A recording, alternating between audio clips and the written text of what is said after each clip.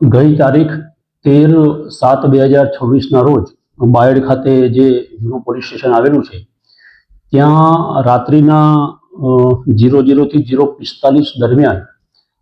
મુદ્દામાલના જે વાહનો રાખેલા હતા એ પૈકી એક સીએનજી રિક્ષા અને એક કન્ટેનર ટ્રક એની અંદર આગ લાગવાનો બનાવ બનેલો. જે તે વખતે પોલીસે તાત્કાલિક પગલાં લઈ અને તુરંત જ આગને કાબૂમાં લઈ લીધી હતી. ત્યારબાદ આ જે બનાવ છે એ અનુસંધાને બાયડ પોલીસ સ્ટેશનની અંદર જાણવાજોગ દાખલ કરવામાં આવેલ હતી. આ જે બનાવ છે એ શરૂઆતથી જ શંકાસ્પદ લાગતો હતો, કારણ કે જે બંને વાહનો હતા એ દૂર દૂર હતા અને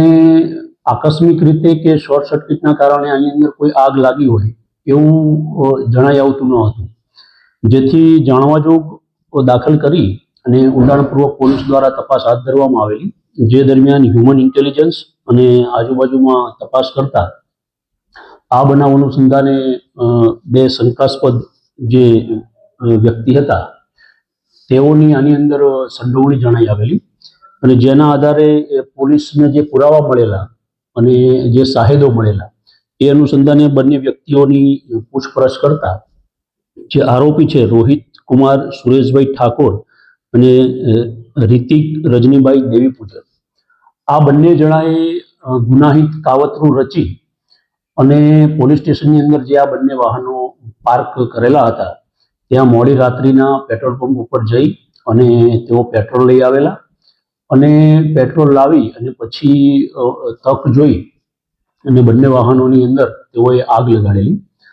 આ આગ લગાડવાનું કારણ એવું હતું કે આમાં જે આરોપી છે રોહિત કુમાર સુરેશભાઈ ઠાકોર એનો આગલા દિવસે પોલીસે પીધેલાનો કેસ કરેલો અને કાયદેસરની કાર્યવાહી હાથ ધરેલી હતી. જેનાથી નારાજ થઈ,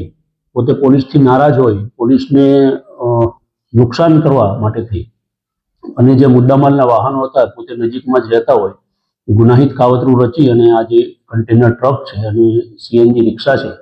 એને બંને આરોપીઓએ ભેગા મળી અને સળગાવી દીધેલી. બંને આરોપીઓ વિરુદ્ધ સરકાર તરફે ગુનો દાખલ કરવામાં આવેલો છે અને બંને આરોપીઓની ધરપકડ કરી અને કાયદેસરની કાર્યવાહી હાથ ધરવામાં આવેલી છે.